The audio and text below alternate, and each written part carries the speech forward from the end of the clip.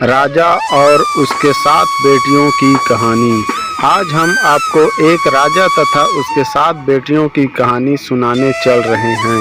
इस कहानी से आपको काफ़ी कुछ सीखने को मिलेगी। राजा तथा उसके 7 बेटियों की कहानी। दोस्तों, यह कहानी बहुत समय पहले की है। किसी नगर में एक राजा रहता था। उस राजा की 7 बेटियां थीं। उस राजा के राज्य में प्रजा बहुत सुखी थी। उसके राज्य में प्रजा को कोई तकलीफ नहीं थी। एक दिन राजा के दिमाग में एक विचार आया। राजा ने अपनी 7 बेटियों को बुलाया और अपनी सभी बेटियों से पूछा, ये बताओ कि तुम लोग किसका दिया खाती हो।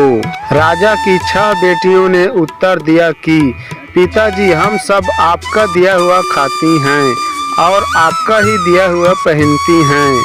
राजा की 7वीं बेटी, जो कि सबसे छोटी थी, उसने अपने पिता से कहा कि पिताजी, मैं तो भगवान का दिया हुआ खाती हूँ। यह सुनकर राजा अत्यधिक क्रोधित हो गया। उसने कहा कि सबको मैं खिला रहा हूँ और ये कह रही है कि मैं भगवान का दिया हुआ खाती हूँ।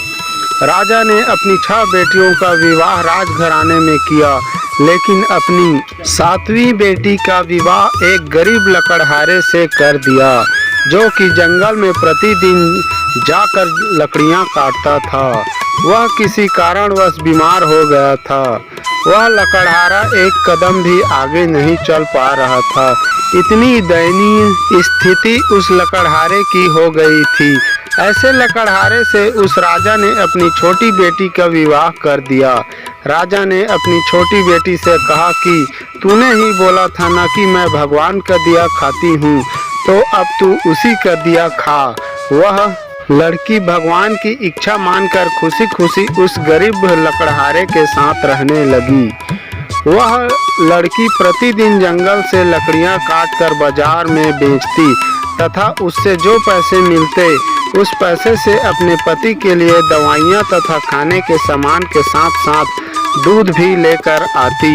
लकड़हारे की पत्नी ने उसी जंगल में एक कुटिया बना लिया तथा उसी कुटिया में दोनों लोग रहने लगे। लकड़हारे की पत्नी बहुत दयावान थी। उसी कुटिया के बगल में एक नाग का जोड़ा रहता था। लकड़हारे की पत्नी सुबह एक कटोरे में दूध लेकर वहां नाग के बिल के पास रख देती। वह नाग प्रतिदिन दूध पीता। वह नाग कोई मामूली नाग नहीं था, बल्कि इच्छाधारी सांप था। एक दिन उस नाग ने सोचा कि यह लड़की तो बहुत दयालु है तथा गरीब, क्यों न इसकी मदद कर दी जाए। एक दिन नाग ने लकड़हारे की पत्नी के स्वप्न में आकर कहा कि बेटी, इस स्थान पर तुम दूध का कटोरा रखती हो, वहाँ पर तुम गड्ढा खोदना, तुम्हें बहुत सारी संपत्ति मिलेगी। उस संपत्ति से तुम सबका भला करना, लेकिन एक बात का ध्यान रखना कि कोई भी व्यक्ति तुम्हारे द्वार से भूखा ना जाने पाए। लकड़हारे की पत्नी सुबह उठी और जिस स्थान पर नाग का जोड़ा रहता था, वहाँ पर उसने खोदना शुरू किया। उसकी पूरी तकदीर बदल गई। उसे इतना ज़्यादा सोना मिल गया कि उस धन से उसने एक महल बनवाया। उसने पूरा एक नगर ही बसा लिया। वह प्रतिदिन भूखों को भोजन करवाती थी। उसका पति भी अब पूरी तरह से स्वस्थ हो चुका था। एक दिन लकड़हारे की पत्नी सबको भोजन करवा रही थी। तब उसने देखा कि लाइन में सबसे पीछे उसका पिता तथा उसकी 6 बहनें भी लगी हुई थी। उसने सबको पहचान लिया और अपने पिता से पूछने लगी कि पिताजी, आपकी ऐसी हालत कैसी हो गई। उसके पिता ने कहा कि बेटी, मेरा सारा राजपाट छीन गया। तुम्हारी इन 6 बहनों को इनके पतियों ने धक्के मारकर अपने घर से बाहर निकाल दिया। अब हम सबकी यह दशा हो गई है कि हमें भी लाइन में लगकर भोजन करना पड़ रहा है।